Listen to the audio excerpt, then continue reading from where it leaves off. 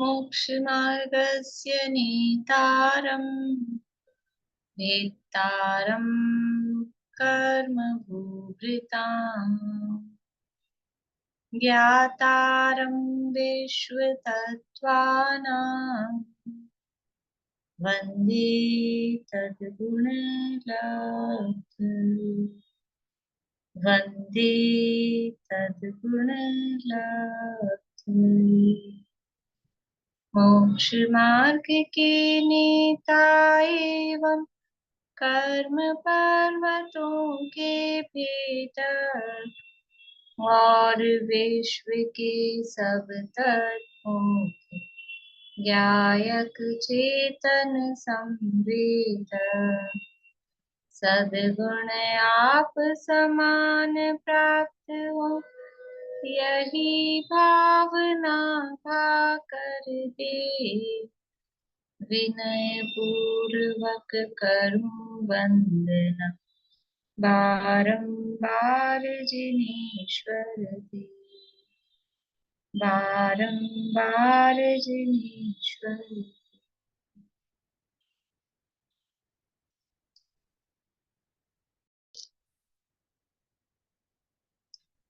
तत्वार्थ सूत्र नामक की महाशास्त्र है और आचार्य उमा स्वामी द्वारा रचित। इसके अंतर्गत तीसरा अध्याय अपना चल रहा है, जिसमें हम मध्यलोक की रचना के अंतर्गत जम्बूद्वीप की रचना देख रहे हैं और अभी तक अपने 23 नंबर सूत्र तक हम हैं और उसी के आधार से मतलब उसी सूत्र से ही आगे रचनाएं हम देख रहे हैं। यद्यपि मूल सूत्र में वृक्षों के और ये बारे में नहीं है, जम्बू वृक्ष, आलमली वृक्ष, गजन पर्वत, सुमेरु पर्वत की भी विशेष रचना, लेकिन टीकाओं के आधार पे और तिलोक के आधार पे हम उन सबको देख रहे हैं। आगे के थोड़ा सूत्र बोलना बता देती हूँ आपको, मैं ही बोल देती हूँ तो अभी रिकॉर्ड हो जाएगा, तो जिनको भी आगे और याद, काफी लोगों ने कर ही लिया है लेकिन और जो लोग भी नहीं कर रहे हैं, देखिए 24 नंबर सूत्र है। भरतः षड्विंशति पंच योजन शत विस्तारः षट् चेकोनविंशति भागा योजनस्य तद द्विगुण द्विगुण विस्तारा वर्षधर वर्षा विदेहान्तः उत्तरा दक्षिण तुल्याः भरतेरावत्योर वृद्धि ह्रासो षट समयाभ्यामुत्सर्पिण्यवसर्पिणीभ्याम षट समयाभ्याम फिर उत्सर्पिणी और अवसर्पिणीभ्याम, तो उत्सर्पिणी णी ई की मात्रा है और अवसर्पिणी का अ वो हो गई संधि हुई है और समयाभ्याम म हलंत है और उ उत्सर्पिणी का उ है तो वो मुत्सर्पिणी हो गया है। फिर से बोल रही हूँ, भरतेरावत्योर वृद्धि ह्रासो षट समयाभ्यामुत्सर्पिण्यवसर्पिणीभ्याम ताभ्याम अपरा भूमयोवस्थिताः एक द्वि त्रि पल्योपम स्थितियो हेमवतक हारिवर्षक देव पूर्वकाः तथोत्तराः विदेहेषु संख्ये कालाः भरतस्य विष्कम्भो जम्बूद्वीपस्य 90 भागः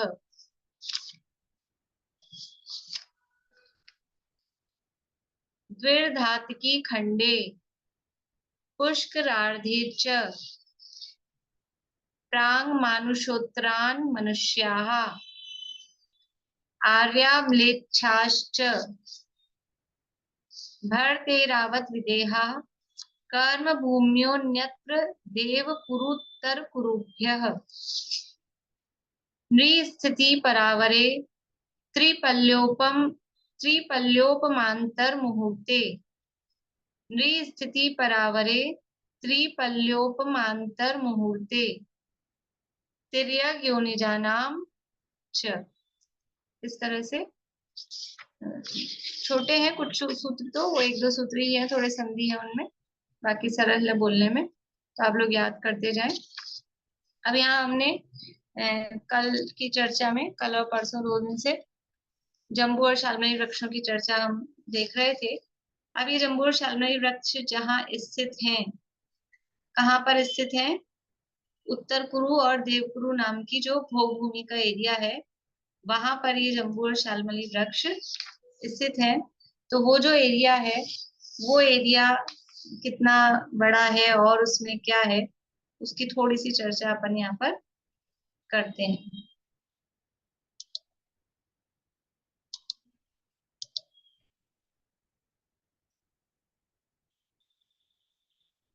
देखिए,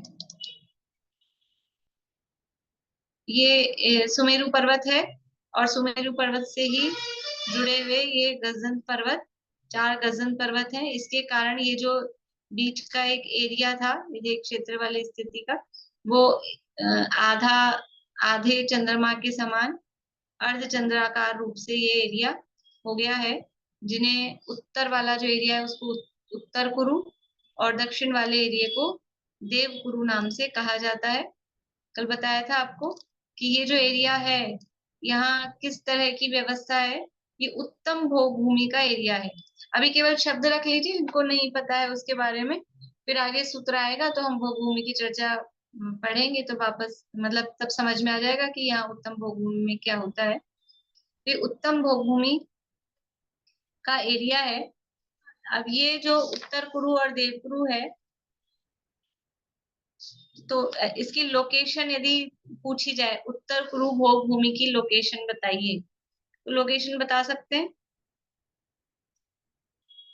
लोकेशन बता सकते हैं उत्तर कुरु या देव कुरु नाम की भोग भूमि की लोकेशन का मतलब? जैसे आपको मैंने भरत क्षेत्र में बताया था, भरत क्षेत्र के उत्तर में हिमवंत पर्वत और तीनों दिशाओं में लवण समुद्र है।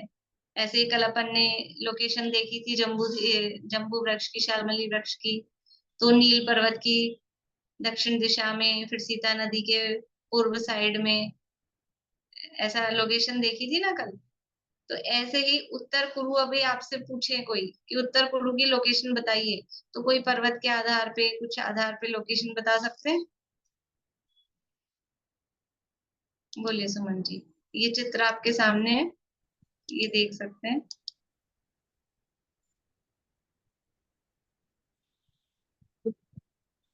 उत्तर कुरु के उत्तर में तो नील पर्वत है, नील पर्वत तो से ढका हुआ उत्तर पर्वत। कुरु के उत्तर में, उसकी जगह से बोले नील पर्वत के दक्षिण में। दक्षिण में, अच्छा। हाँ। नील पर्वत के दक्षिण में उत्तर कुरु है, और और ये विंध्य क्षेत्र का मध्य भाग है ये। और सुमेरु पर्वत के उत्तर में है, और दोनों गजदंत पर्वत जो पूर्व और पश्चिम में जो गजदंत पर्वत है उसके पूर्व और बीच का। पश्चिम में नहीं है, वो दिशाएं विदिशाएं हैं। अच्छा, विदिशाएं हैं। हाँ, ईशान तो और हाँ, वायव्य ईशान दिशा। और हाँ। उनके बीच का एरिया जो है वो उत्तर पूर्व।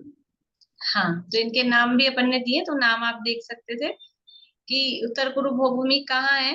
तो ये माल्यवान गजदंत है और ये गंधमादन गजदंत है। तो नहीं सॉरी, नील पर्वत के दक्षिण में, और माल्यवान और गंधमादन गजदंत पर्वतों के मध्य में, उनके बीच में, बस ये इन्हीं से घिरा हुआ है। ये इधर नील पर्वत है और इधर ये दोनों गजदंत पर्वत है, इसी से मिलके ये एरिया बन गया है। तो नील पर्वत के दक्षिण में, सुमेरु के उत्तर में भी कह सकते हैं, सुमेरु के उत्तर में, और गंधमादन और माल्यवान गजदंत पर्वत के बीच में उत्तर कुरु भूमि स्थित है। और देवगुरु कहाँ है? तो निषद दीदी पर्वत के, हाँ बोलिए। दीदी उत्तम करो तो इसमें आएगा ना, अपने इसमें उत्तर में आएगा ना दीदी, ये दक्षिण में थोड़ी आएगा, ये किस अपना जो उत्तर दिशा में आएगा ना ये। नील पर्वत के दक्षिण में है, सुमेरु के उत्तर में। नील दिशा के इसके कैसे, नील से कैसा है दीदी? ये दक्षिण दिख रहा है ना, नील के दक्षिण में। ये नील पर्वत है, इसके दक्षिण में। ये अच्छा, सुमेरु पर्वत है, इसके उत्तर में है। और फिर ये कौन सा नक्शे है, में ऋषभ जो पर्वत, देवकुरु नक्शे कहाँ में आएगा जो फिर? नीचे नक्शे में जो नीचे होता है उसको दक्षिण बोलते हैं, जो ऊपर होता है उसको उत्तर बोलते हैं। हाँ, उत्तर बोलते हैं। तो देवकुरु किसमें आया, देवकुरु फिर? देवकुरु निषद पर्वत के उत्तर में है, सुमेरु पर्वत के दक्षिण में। सुमेरु अच्छा। से देख रहे हैं हम, जो उत्तर बोले हैं, तो वो हम्म। सुमेरु के उत्तर में है, इसलिए उत्तर बोला था, इसलिए इसका नाम उत्तर कुरु रखा है, सुमेरु की तरफ से। लेकिन अभी हम नील पर्वत से लोकेशन देख रहे हैं, तो नील पर्वत के दक्षिण में आएगा। ओके, ठीक है। ठीक है। तो दोनों तरफ से बोल सकते हैं। नील पर्वत के दक्षिण में है, सुमेरु के उत्तर में है, और ये माल्यवान और गंधमादन गजन पर्वतों के बीच में उत्तर कुरु नाम की भूमि स्थित है। इसी तरह से सुमेरु पर्वत के दक्षिण में और निषद पर्वत के उत्तर में, और इनके क्या नाम थे, विद्युत प्रभ और सोमनस। विद्युत प्रभ और सोमनस गजन पर्वतों के बीच में ये देवकुरु नाम की भूमि स्थित है। ये जो क्षेत्र है, इनका पूर्व पश्चिम विस्तार का मतलब पूर्व पश्चिम, ये इधर से राइट टू लेफ्ट, ये जो विस्तार है ऐसा, वो विस्तार 53,000 योजन है। इन क्षेत्रों का पूर्व पश्चिम विस्तार 53,000 योजन है।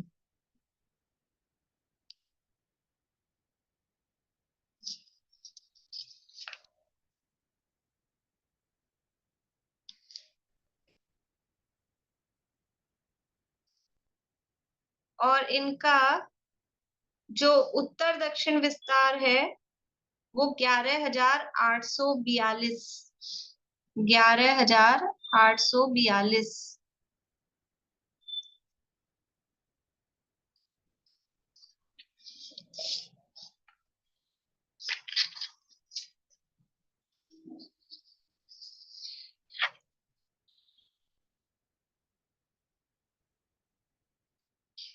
और दो कला अधिक, 11,242, नहीं 11,842 योजन और 2 कला अधिक है।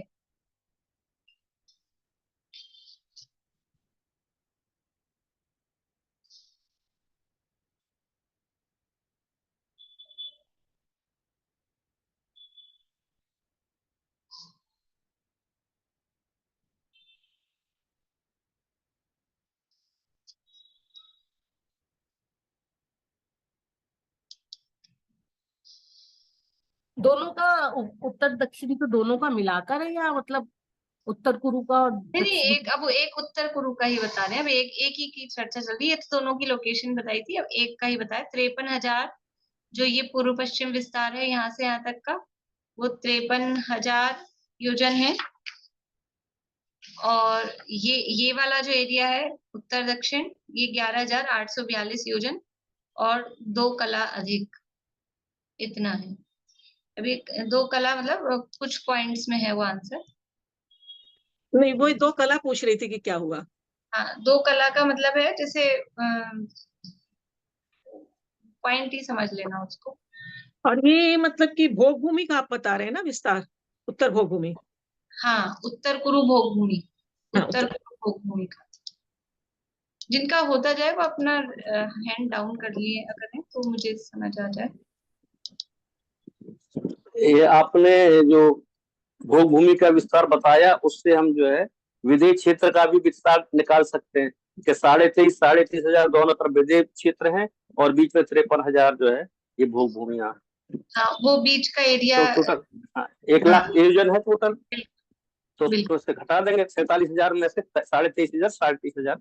हाँ, पर वो पश्चिम में पूरा एरिया विदेश क्षेत्र में उसको सामान्य रूप से कह देंगे। ठीक है, देखिए मैं एक चित्र और आपको दिखाती हूँ, 1 मिनट।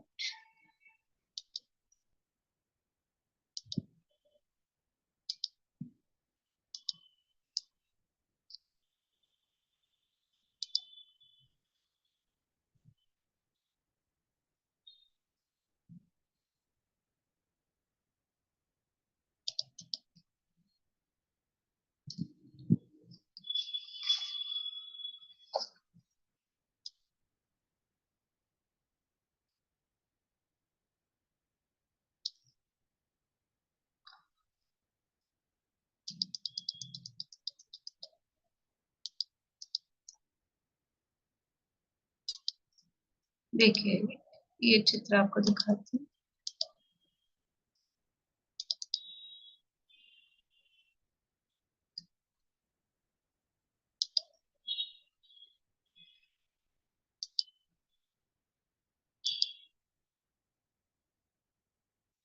ये पूरा चित्र मैं एक साथ आपको दिखा रही हूँ। आप लोगों को जूम करना हो तो आप अपने मोबाइल में जूम कर सकते हैं ऐसे करके। ये देखिए, ये यहाँ से यहाँ तक ये जो एरिया है, ये यहाँ से कर्सर दिख रहा है आप लोगों को, यहाँ तक ये है 53,000 योजन, यहाँ लिखा हुआ भी है। या फिर मैं जूम कर दूं तो केवल हम उत्तर कुरु को देख सकते हैं।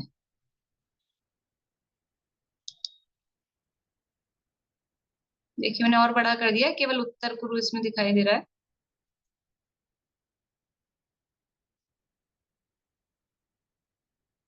बोलिए। मैम इसमें गजदन पर्वत शामिल नहीं होगा एरिया में? गजदन पर्वत के दोनों साइड मतलब बीच में हाँ, गजन पर्वत का एरिया वो चौड़ाई अलग है ना। इसकी ये शामिल नहीं होगा इसमें? ये तो अभी ये नहीं, गजन भी शामिल है, ये यहाँ से यहाँ तक का पूरा ही लिया है, यहाँ से यहाँ तक आपने का। जो कर्सर दिखाया ना वो गजदन पर्वत के इधर से नहीं, दिखाया मैंने जो। यहाँ से दिखाया कर्सर, ये जो बाउंड्री वॉल बनी हुई है ना, यहाँ से दिखाया, यहाँ से लेके यहाँ तक। गजदन पर्वत शामिल है ना इसमें मतलब? हाँ हाँ।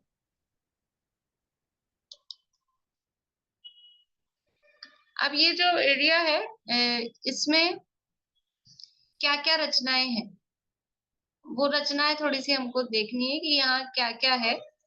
तो ये है नील पर्वत, और ये नील पर्वत में केसरी नाम का सरोवर है, और इससे सीता नदी यहाँ पर बह रही है। ये सीता नदी उसी तरह से जैसे गंगा नदी हमने देखी थी, नीचे गिरती है, वहां कुंड है, बराबर प्रतिमा है, वो सारी बात यहाँ पर है।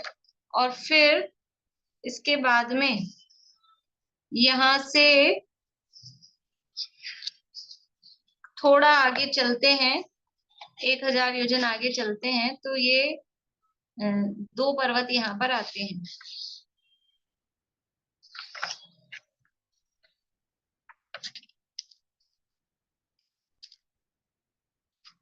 देखिए मैं यहाँ से आपको पढ़ के भी बताती रहती हूँ, जो यहाँ यही ग्रंथ में लिखा है। मेरू से ये अपना हो गया है, इससे आगे बढ़ते हैं। मेरू से उत्तर दिशा की ओर चौथे नील पर्वत से दक्षिण दिशा की ओर पूर्व पश्चिम विदर्भ क्षेत्र के मध्य स्थित गंधमादन और माल्यवान इन दो गजन पर्वतों के बीच में देवकुरु के समान 2 कला अधिक 11,842 योजन दक्षिण उत्तर चौड़ी नीलाचल के निकट 53,000 योजन पूर्व पश्चिम लंबी उत्तर कुरु नामक उत्कृष्ट भोग भूमि है। इसमें चौथे नीलाचल पर्वत, यानी नील जो पर्वत है उसको नीलाचल बोल रहे हैं यहाँ पे, ऊपर स्थित केसरी द्रह के दक्षिण द्वार से सीता नामक नदी निकलकर 500 योजन चौड़ी होकर दक्षिण की ओर सुदर्शन मेरु के सामने सीधी बही है। अब ये समझ में आ रहा है?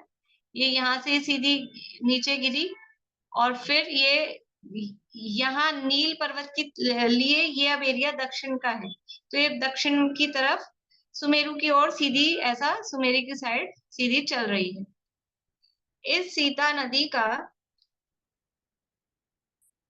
सीता नदी के पूर्व दिशा में 2 कोस ऊंची 500 योजन चौड़ी सुदर्शन नामक जम्बू वृक्ष की चबूतरी पर स्थित सपरिवार जम्बू वृक्ष का वर्णन पहले हो चुका है, वो अपन ने कर लिया है कल। ठीक है, वो जो एरिया है उसको सुदर्शन नाम की चबूतरी उसका नाम दिया था, तो वो वर्णन हो चुका है। अब नील पर्वत की दक्षिण दिशा में मेरु की ओर 1,000 योजन आगे जाकर सीता नदी के पूर्वी तट पर चित्र और पश्चिमी तट पर विचित्र नामक 2 पर्वत पृथक पृथक 1,000 योजन ऊंचे, नीचे पृथ्वी पर 1,000 योजन चौड़े और ऊपर अंत में 500 योजन चौड़े गोलाकार सुवर्णमयी सुशोभित हैं। अब ये देखिए चित्र, ये यहाँ से ये नदी बही है और 1,000 योजन आगे ये नदी पहुंची, तो इसके पूर्व और पश्चिम ये 2 तट हैं। इन 2 तटों पर यानी 2 किनारों पर एक चित्र नाम का पर्वत और एक विचित्र नाम का, ये 2 अलग अलग पर्वत हैं, 2 पर्वत हैं। और कैसे हैं ये?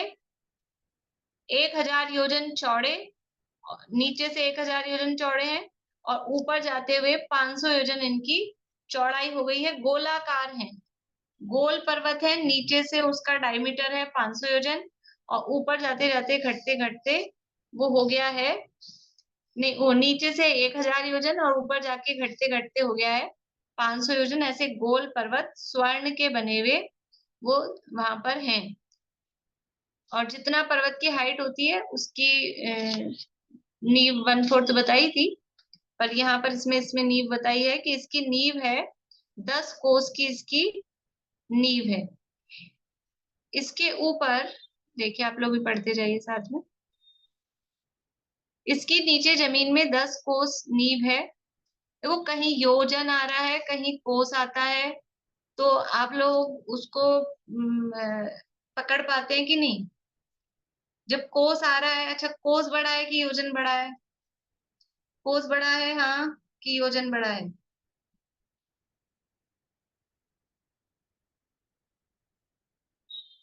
बढ़िया, इतना तो सबको पता है, योजन बड़ा है। योजन बड़ा है मतलब कितने कोस का योजन होता है? 4 कोस का लेते हैं छोटा योजन, और बड़ा लेते हैं तो 2000 कोस का, ठीक है ना? तो यहाँ पर अकृत्रिम रचनाओं में बड़ा योजन चल रहा है। यहाँ पे ये कहीं कहीं छोटा योजन लेंगे तो वो लिख देंगे उच्छेद योजन से, हम ये कह रहे हैं ऐसा, ठीक है? तो अब यहाँ कोस आ गया बीच में, कोस आ गया ना, कि नींव कितनी है? 10 कोस की नींव है।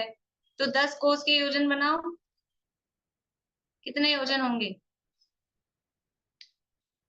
तो बड़ा वाला लेंगे तो उसमें बहुत कम है, इसलिए उन्होंने पॉइंट्स में आता है योजन में, इसलिए उन्होंने 10 कोस की नींव बता दी है, ठीक है?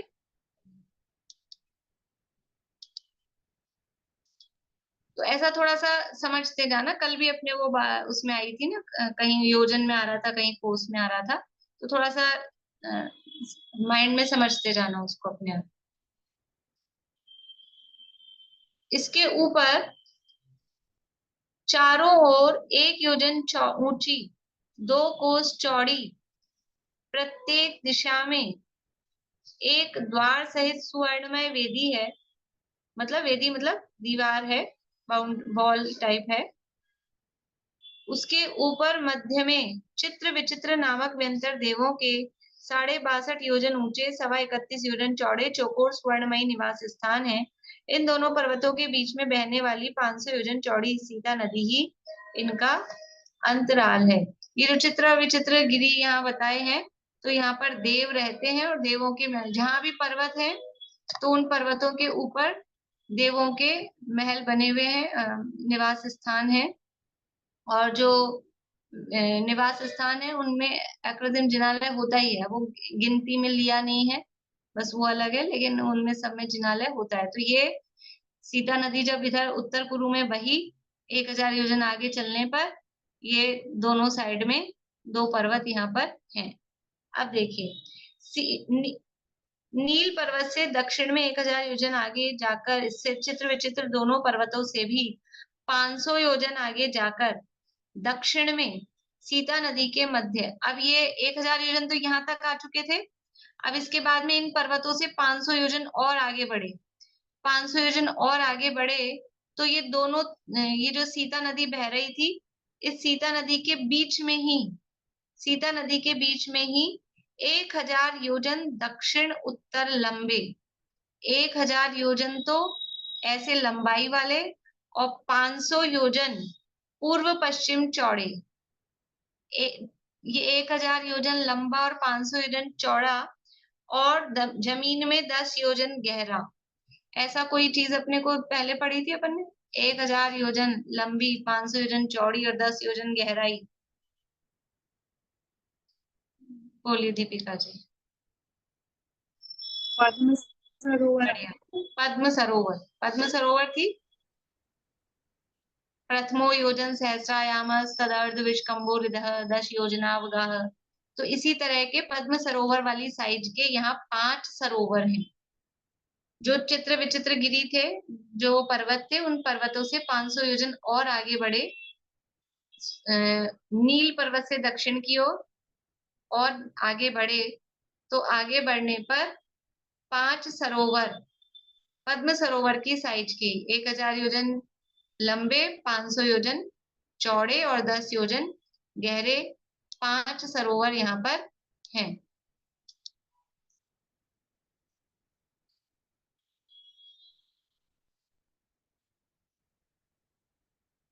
आगे आगे दक्षिण की ओर प्रत्येक 500 योजन के अंतर से क्रमशः 5 सरोवर हैं। यानी ये इससे 500 योजन आगे पहला सरोवर, फिर पहले सरोवर से 500 योजन और आगे बढ़ेंगे तो दूसरा सरोवर, फिर और 500 योजन आगे बढ़ेंगे तो तीसरा, फिर 500 योजन आगे बढ़ेंगे तो चौथा, और 500 योजन आगे बढ़ेंगे तो पांचवा। यानी 500 योजन का गैप इन सब में है। बोलिए। मैम जो सीता नदी उसके बीच में ही सरोवर है, नदी हाँ, वो बह रही है। सीता नदी से ही वो साथ में ही वो सरोवर, उसको लिए हुए ही वो सरोवर वहां बने हुए। मतलब नदी और सरोवर साथ ही है, हाँ जुड़े हुए, मतलब अलग नहीं है ना पार्ट उनका। हाँ, अलग नहीं है। इस नदी में ही ये सरोवर, इसी में ये जो 1000 योजन की इनकी 500 योजन की चौड़ाई है और 1000 योजन की लंबाई है, वो उसी के साथ मिली हुई है। नदी से मतलब ही सरोवर जुड़े हैं।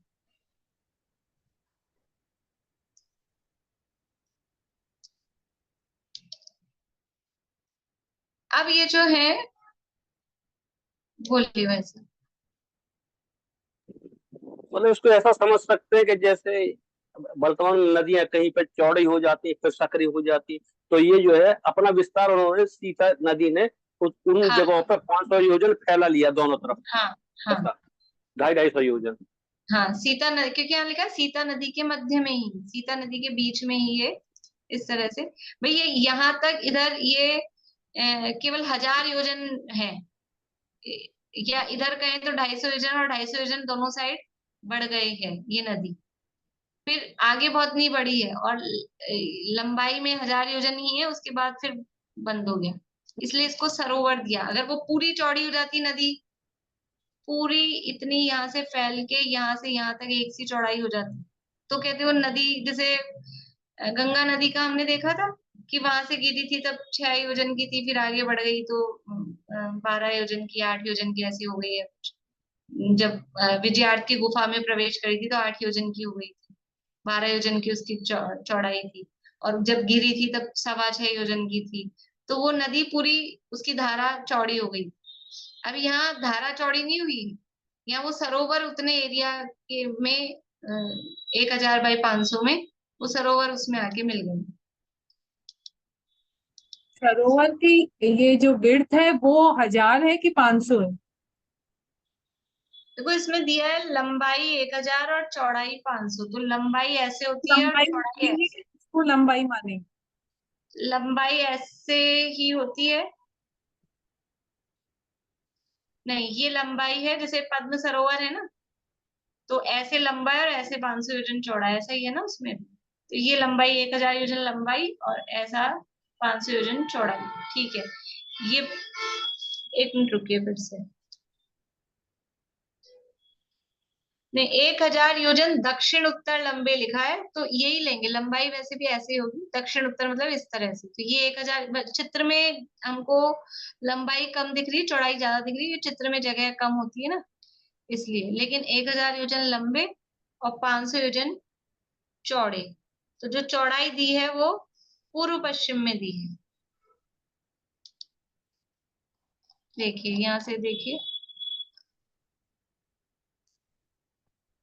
सीता नदी के मध्य 1000 योजन चौड़े और 500 योजन उत्तर दक्षिण लंबे। तो उत्तर दक्षिण में जो 1000 योजन उत्तर दक्षिण लंबे और 500 योजन पूर्व पश्चिम चौड़े। इसमें क्या दिया है?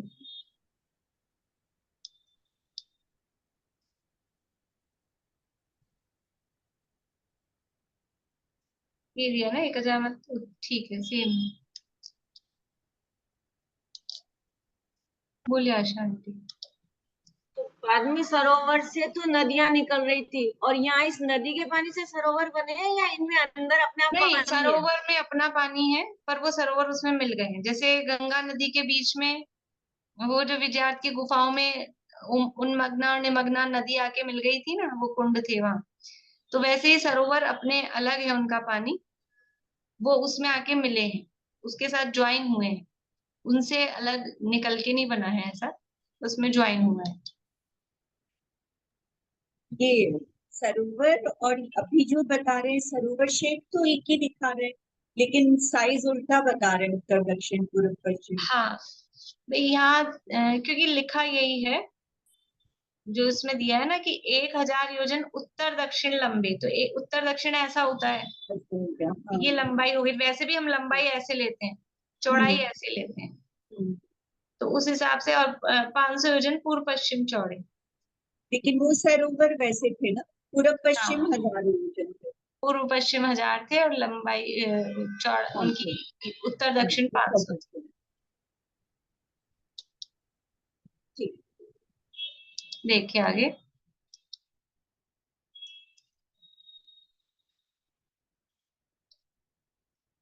इनमें से प्रत्येक में वही उसी तरह से 1 कोस लंबे रूपा यानी चांदी में 1011 पत्तों वाले एक एक कमल है। बिल्कुल जो वहां पद्म सरोवर में पद्म था और वो 1011 पत्तों वाला, उसी तरह से 1 कोस लंबे रूपा यानी चांदी में 1011 पत्तों वाले एक एक कमल है। इनकी स्वर्णमयी कर्णिका 2 कोस चौड़ी, पत्ते भी इतने ही मोटे हैं। 40 कोस नीचे जल में मग्न और 2 कोस जल से ऊपर, इस प्रकार 42 कोस ऊंची नाल है।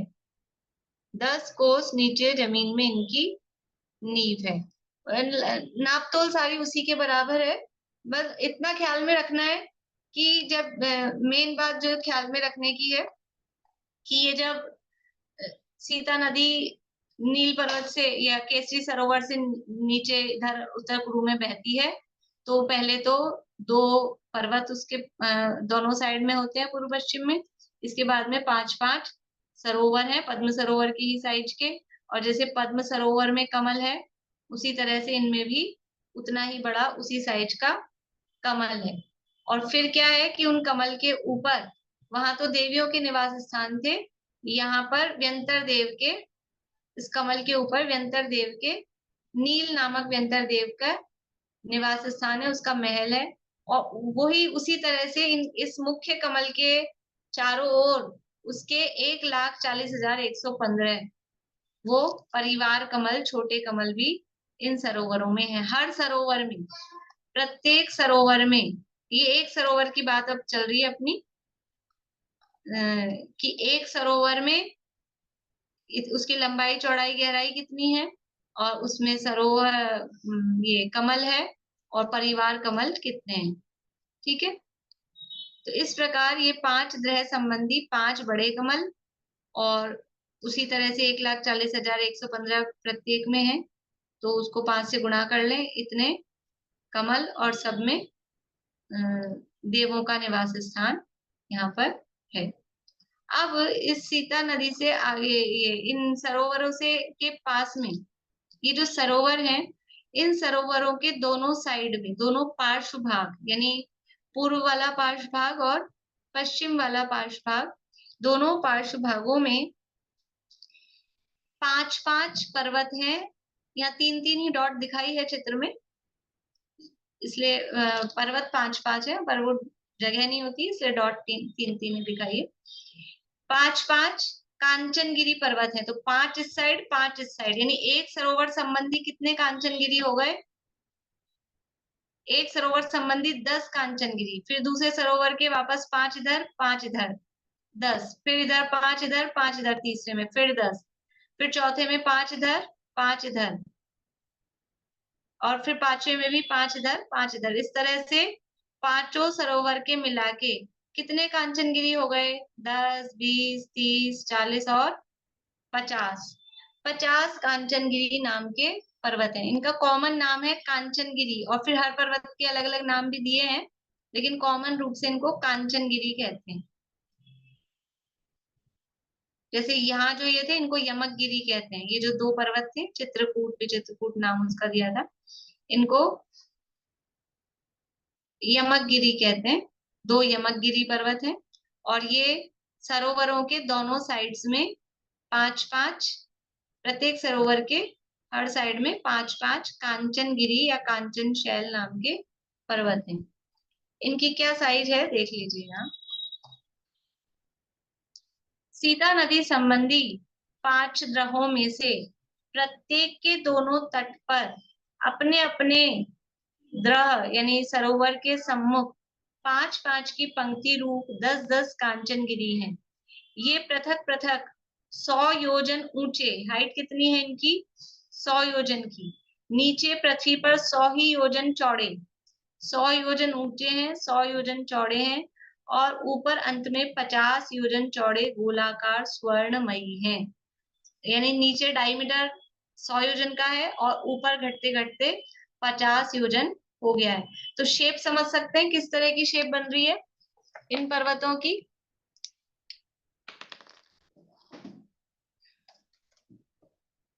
नीचे से 50 योजन चौड़े हैं, गोलाकार है, लेकिन अभी अपन शेप देखने के लिए। फिर ऊपर जाते जाते नीचे 100 योजन चौड़े हैं, ऊपर जाते जाते 50 योजन की चौड़ाई रह गई है। तो इस तरह से ये, और इसको गोल बना लो आप, कोई गोल चीज ऐसी लो, और फिर ऊपर जाते जाते कम हो गई है। समझ सकते हैं? चित्र में इसी तरह से दिखाना पड़ेगा। तो इसको ऐसा, नीचे से तो ऐसा ही है, पर यहाँ से ऐसा। तो कोई गोल चीज है जो नीचे से तो चौड़ी है, आपने ही समझ लीजिए, कुछ मुड्डी वगैरह इस तरह की होती है, नीचे से चौड़ी होती है। फिर ऊपर ग्लास समझ लीजिए, उल्टा ग्लास रख देंगे तो नीचे से चौड़ा है, ऊपर जाके सकड़ा हो गया है। तो उल्टे ग्लास की जैसा उस तरह का इनका आकार है।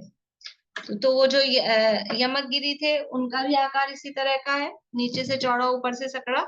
और ये जो कांचनगिरी है इनका भी आकार इसी तरह का है।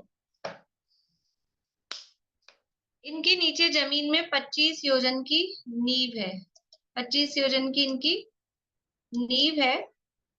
इनके ऊपर कांचन नामक व्यंतर देवों के 31.25 योजन ऊंचे, आधा कोस अधिक 15.5 योजन चौड़े चौकोर स्वर्णमयी निवास स्थान है। मतलब इनके ऊपर भी देवों के निवास स्थान है।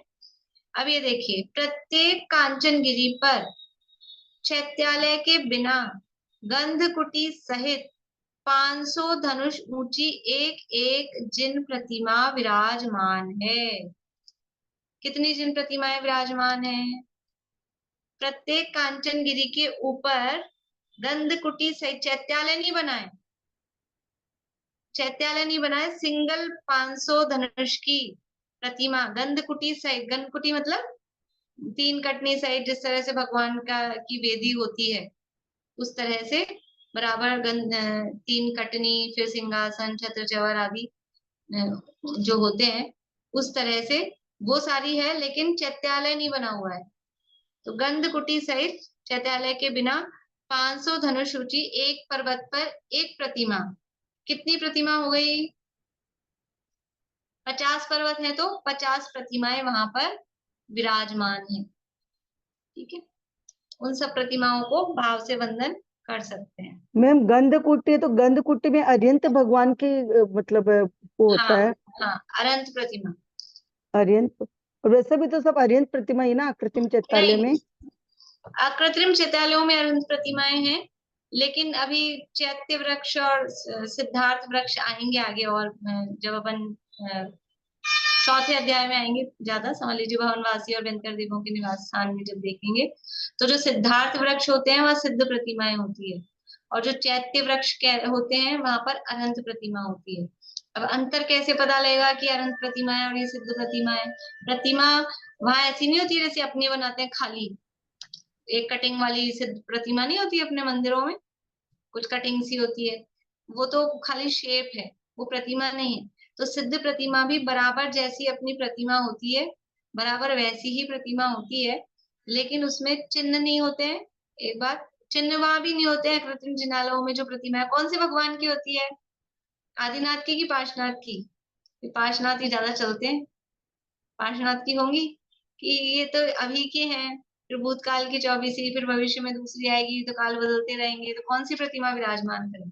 तो सामान्य रूप से अनंत प्रतिमा है, कोई चिन्ह वहां प्रतिमाओं में नहीं है। तो अब कैसे पहचाने?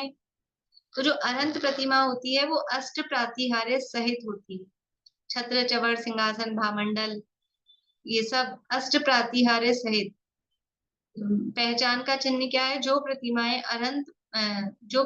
अष्ट प्रातिहार्य सहित होती हैं वे अनंत प्रतिमाएं होती हैं, और जो प्रतिमाएं अष्ट प्रातिहार्य से रहित होती हैं, अष्ट प्रातिहार्य के बिना होती हैं, वो सिद्ध प्रतिमाएं होती हैं।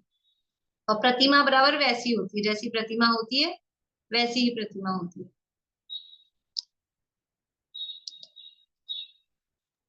मैम जैसे और जगह पे तो गंधकुटी नहीं है, खाली यहीं पे गंधकुटी के लिए विशेष रूप से नहीं कहा गया है। नहीं, जो मंदिर है अकृत्रिम जिनालय, वहां तो गंधकुटी है ही है। तो यहाँ तो ये बताया है कि चैत्यालय के बिना, तो कोई ये नहीं समझ ले बस ऐसे खाली प्रतिमा रख दी हुई, तो वो गंधकुटी सहित ऐसे करके बताया कि और सारी तो चीज है गंधकुटी, मतलब प्रतिमा यूं ही नहीं है, उनकी बराबर ससम्मान गंधकुटी तो है, लेकिन बाहर में चैत्यालय वाली स्थिति नहीं है, बस वो सिंगल प्रतिमा पर्वत के ऊपर खुली कह सकते हैं, जैसे अपने खुले मंदिर होते हैं वैसे वो खुली प्रतिमा है।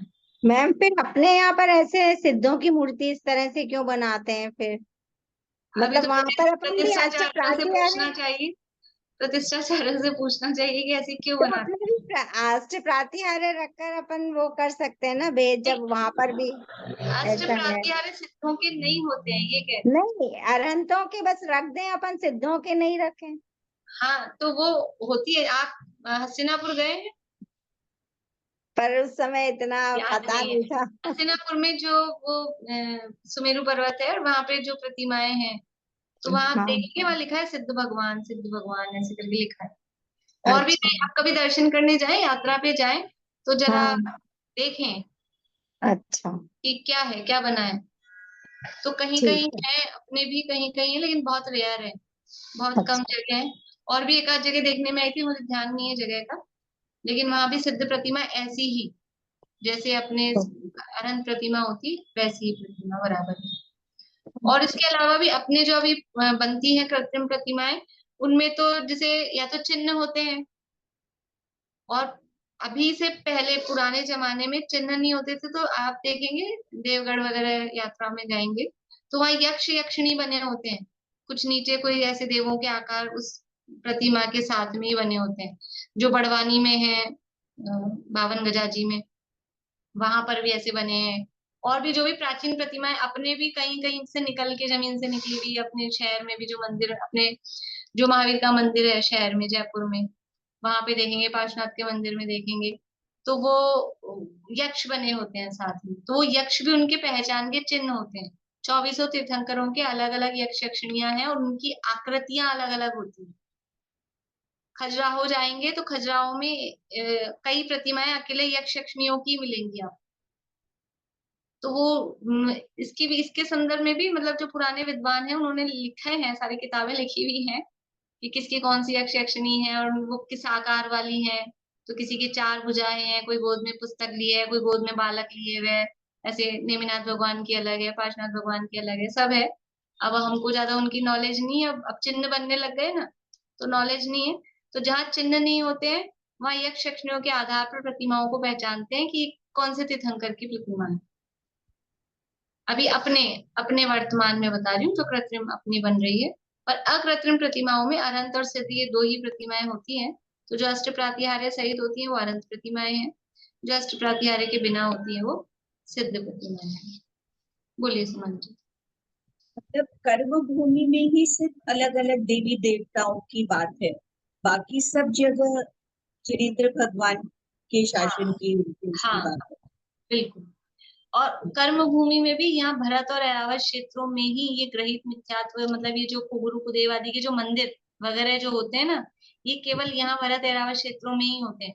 विदेश क्षेत्रों में लोगों के मन में ग्रहित मिथ्यात्व होता है, लेकिन बाहर में ग्रहित मिथ्यात्व, ये अन्य देवी देवता मंदिर, वो नहीं होते हैं विदेश क्षेत्रों में। ठीक है। तो पूरे 3 लोक में, इसलिए 3 लोक के नाथ हैं, 3 लोक में एकमात्र जिनेंद्र भगवान का ही शासन चलता है। ये तो थोड़ा सा एरिया है और थोड़े से टाइम के लिए है, और वो उंडाव सर्पणी काल है, इसलिए ये और जरा ज्यादा प्रचार में दिखते हैं। अदरवाइज 3 लोक में और सदा काल जिनेंद्र भगवान का ही शासन। दीदी मैंने तो एक बात और भी देखी, जो सिद्ध प्रतिमा होती है उनके ऊपर बाल नहीं बने होते, ऐसे डिजाइन होता है। बाल नहीं बने होते हैं। हाँ, ये भी हाँ विशेष बात है। हाँ, और ऐसा भी है कि मतलब ज्यादा वो केवल शेप होती है, आंखें वाँखें ज्यादा वो हाँ, नहीं होती, क्योंकि वो सब सिद्ध प्रतिमा भगवान के तो वो पिंड रूप हो गया है ना, आत्मा आत्म सही है। प्रदेश, ऐसा भी है। हमारा तो विशेष बालों से ही पहचान में आता है, चिन्ह तो देखने में नहीं आता हम लोगों को। ठीक बात। ये अरिहंत ये अरिहंत भगवान से तो भगवान के आगे यक्ष यक्षिणियों का क्यों है? ये तो जंतर जाति के देव है ना। हाँ, तो वो अभी उनके उनके उनके सेवक होते हैं ना, वो प्रत्येक तीर्थंकरों के वो यक्ष यक्षिणी होते हैं। मतलब जैसे नियोग होता ऐसे ऐसे नहीं होता है, मुख्यमंत्री प्रधानमंत्री उनके पीए होते हैं, मतलब उनका वैभव है। इस तरह से तीर्थंकरों को कुछ काम नहीं है, लेकिन कोई हाँ, विशेष पर्टिकुलर ये इनके यक्ष हैं ऐसा, वो 24 के ही अलग अलग यक्ष यक्षिणी बताए गए। जैसे वो भरत चक्रवर्ती का जो हमने वैभव देखा, उसमें वो गंगा पार करके जाता है और लवण समुद्र में एक कुटिया है, वो एक वो बना हुआ है द्वीप, उसमें वो वहां के यक्ष से जाके परमिशन लेता है, बाण छोड़ता है। तो ऐसे ही है क्या? ऐसे सब परमिशन, ये सब ऐसा क्यों है? वहां उनकी परमिशन लेता, मतलब परमिशन का चक्रवर्ती वहां जाके परमिशन बताता नहीं, वो तो उसको अपने मतलब उसमें ही करता है, फेवर में। परमिशन का मतलब है वो अपने ऐसे फेवर में। वैसे मतलब उसकी रक्षार्थ के लिए गंगा के वहां या रक्षार्थ के लिए देखो, बनाया रक्षा है, का ऐसा मतलब है क्यों? भी, ऐसा है ना कि सबको अपना अपना एरिया बटा हुआ है, उनको वो एरिया दिया है कि तुम यहाँ, सबको सबको अपना राज्य चाहिए। तो वो अब वो देव बना है तो उसको कुछ ना कुछ उसका वैभव, तो ये अभी अपन अपने घर के मालिक हैं कि नहीं, घर के पूरे नहीं सी देख, बच्चों को भी सबको अपना पर्सनल कमरा चाहिए, फिर वो अपने कमरे में अपने चाहे हिसाब। और आजकल तो ऐसी स्थिति हो गई, आप हमारे कमरे में बिना पूछे कैसे आए, आपने सामान यहाँ कैसे रख दिया, तो परमिशन लेनी पड़ती है। ऐसी स्थिति हो गई, तो वो तो देव है फिर। उन स्थितियों को देख के यहाँ मंदिरों में बाहर ये भैरव ये बना दिए गए होंगे, ये देवी, ये भैरव जी और ये जो सब, ये वो ही देखो देख के वो बने होंगे। अभी अपना समय काफी हो गया, मैं थोड़ा शॉर्ट में बोलती हूँ। वो जो बनाए हैं वो दो कारण से हैं, एक तो वो यक्ष यक्षिणी प्रतिमाओं के साथ पहचान के चिन्ह के रूप में है, और दूसरी बात वो परिस्थिति बनी थी ऐसी, जब मुगल काल आया था तो उन्होंने कहा कि दो ही धर्म रहेंगे, या तो मुसलमान या हिंदू, और कोई तीसरा जैन वैन को मतलब ऐसा कोई नहीं। तो मिलना था किसी में, अपने आप को बताना था। अब मुसलमानों में तो जाके मिल नहीं सकते थे, तो कि हम हिंदू हैं ऐसा दिखाने के लिए मंदिरों के बाहर वो हिंदुत्व के प्रतीक के रूप में वो, समझ लो, सिंदूर विंदूर लगा लगा के इस तरह की प्रतिमाएं मंदिरों के बाहर विराज कर दी कि वो तोड़े नहीं, मंदिरों को नष्ट भ्रष्ट नहीं करें। सुरक्षा की दृष्टि से वो परिस्थिति वश वो काम हुआ था उस समय। वहाँ ऐसे। चंद्रगिरी पर्वत पे, उसमें गोमट गिरी में, चंद्रगिरी पर्वत में तो पूरे में ही पूरी प्रतिमाओं में बने हुए हैं हाँ ये सब। यक्ष यक्षिणी की हाँ, बहुत पुरानी सारे। प्रतिमाओं में चिन्ह बनाने की प्रथा नहीं थी। जब भी बैल का, हाथी का, घोड़े का जो चिन्ह बनता है ना, वो प्रथा नहीं थी, यक्ष यक्षिणियों की ही प्रथा थी, जो प्राचीन एक एक इनके भी मतलब जो लोग करते हैं, तो मूर्ति पे ही आप पूरी रिसर्च करो तो मूर्तियां कौन कौन सी, मूर्ति का आकार प्रकार देख के बता देंगे किस काल की है, कब की है। वो बहुत है मतलब सब चीजें उस तरह से। चलिए, अभी ये अपना अधूरा ही है, पर अपना समय हो गया है। अगली क्लास में इसको और इसी से आगे बढ़ेंगे अपन, थोड़ा सा रिवाइज करते हुए इसी से आगे बढ़ेंगे। ठीक। जिनवाणी स्थिति बोली कर। मैम ऐसा लगता है जैसे वहां पहुंच गए और वो सारी चीजें सब नेचुरल हो रहा है कुछ। बढ़िया है ना, अच्छा है, तो मैं तो बोलती हूँ सपने में यही आना चाहिए। और क्या, इससे बढ़िया और क्या लाभ होगा, यही लाभ हो रहा है, तत्कालीन लाभ। ये परिणाम विशुद्ध बनते हैं ना, भी हम वहां जा रहे हैं, प्रतिमाएं दिखें किस तरह की हैं और कैसी रचना है। अच्छा है, बढ़िया। चलिए, जिनवाणी स्तुति।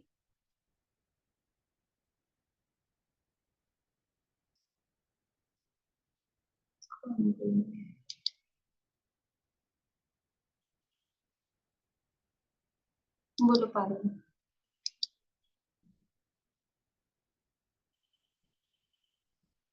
एक मिनट।